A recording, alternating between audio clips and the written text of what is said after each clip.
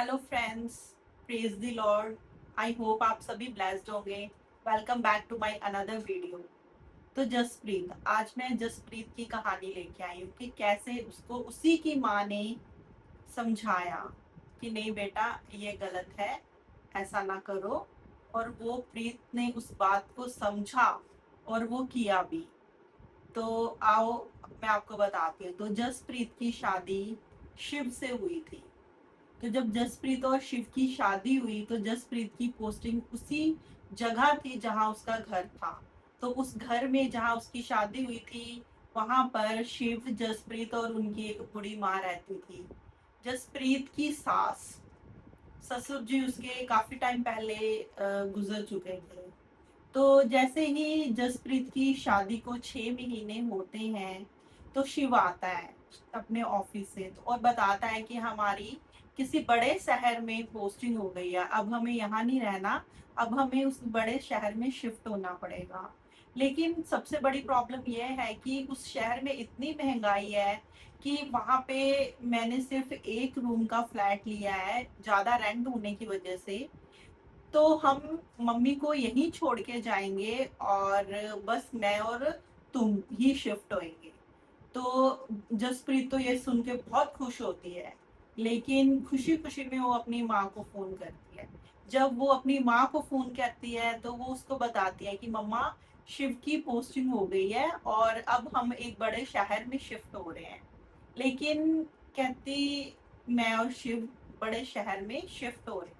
तो उसकी माँ, जसप्रीत की माँ, उसको कहती है कि बेटा, तुम दोनों शिफ्ट हो रहे हो, तुम्हारे घर में तो कोई और है नहीं, तो तुम्हारी मम्मी किसके साथ रहेगी।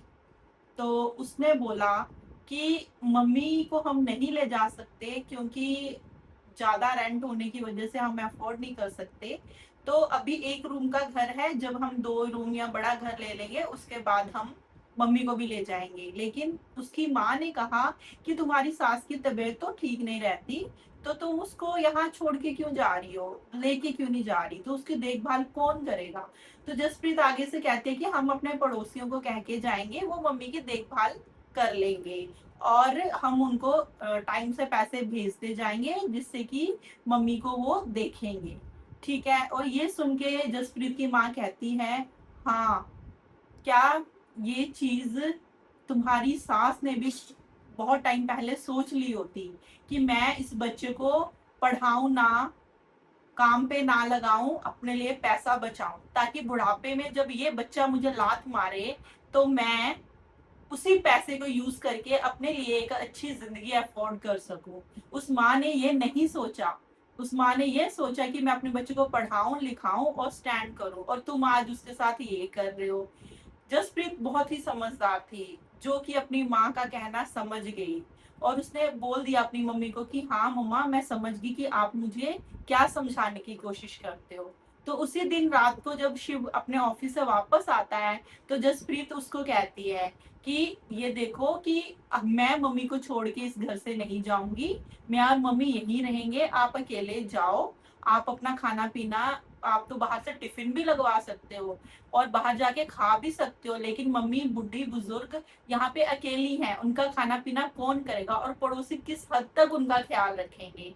हाँ, अगर उनके ससुर जी होते या फिर घर में कोई और होता तो आपस में मिल बट के सब काम हो जाता है, लेकिन माँ के अकेले होने के कारण हम माँ को अकेले छोड़कर नहीं जाएंगे। तो इससे जसप्रीत की महान बात सुनकर शिव भी बहुत खुश होता है और वो मान जाता है। शिव खुद जाता है, जॉब करता है और जसप्रीत और उसकी सास घर में रहती है। जैसे ही जसप्रीत के पति शिव के बड़े घर का इंतजाम हो जाता है, उसके रेंट वेंट का सबका इंतजाम हो जाता है, तो वो भी अपनी माँ और जसप्रीत को साथ ले जाता है।